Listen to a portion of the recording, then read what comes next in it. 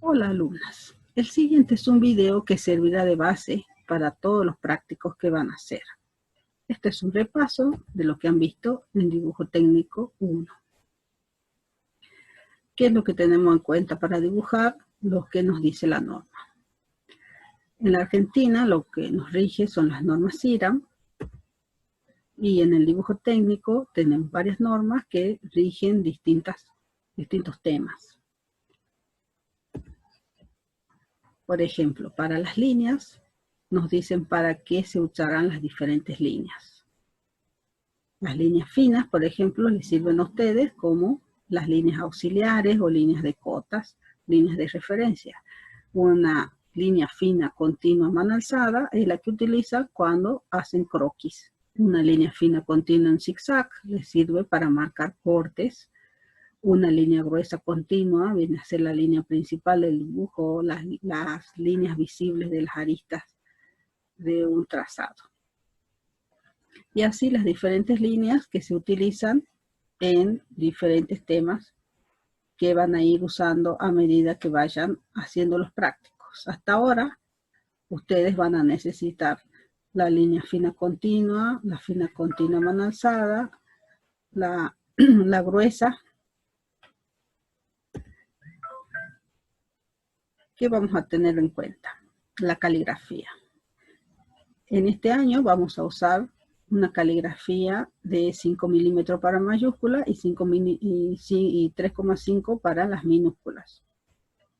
Aquí vemos un gráfico donde se muestra cómo se deben trazar. Pueden ser verticales o pueden ser inclinadas. Tratar de no mezclar las mayúsculas con las minúsculas. Se puede hacer todo en mayúsculas, pero no ir alternando mayúsculas y minúsculas.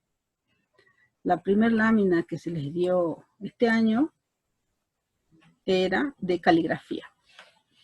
Como verán aquí, esta es una de las láminas. Ustedes debían practicar para poder después, cuando tengan que hacer las láminas, poder escribir en forma correcta.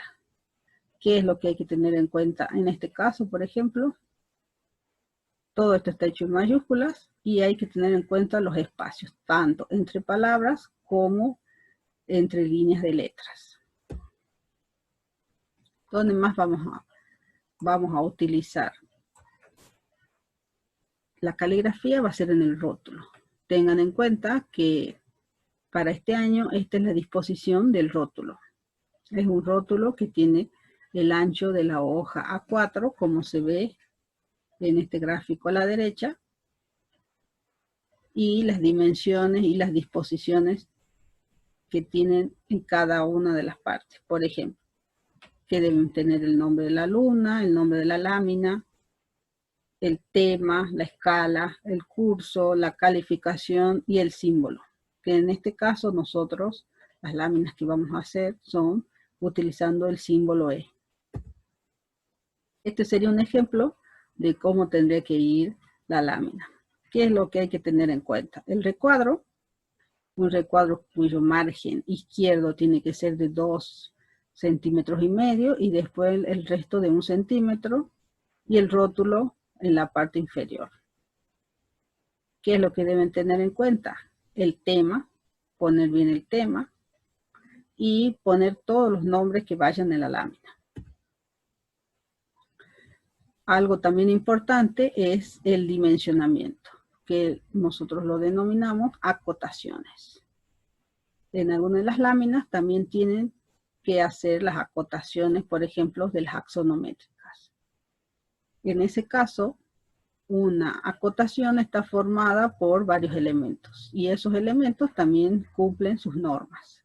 Por ejemplo, la línea de cota debe ser paralela a la pieza, las líneas auxiliares deben ser suaves, las flechas tienen su trazado específico y la medida o la cifra debe estar puesta sobre la línea de cota y no que esté tachada o sobre la línea.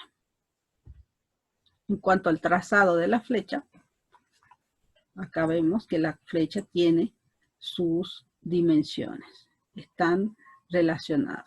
Por ejemplo, si la flecha tiene 4 milímetros, el ancho de esa flecha de base va a ser de 1 milímetro. Y acá tenemos un diagrama de lo que sería el trazado de la flecha. Bueno, hasta el momento ese es la lámina o el tema de introducción. Y a partir de acá, ustedes siempre tienen que tener en cuenta todas estas pautas.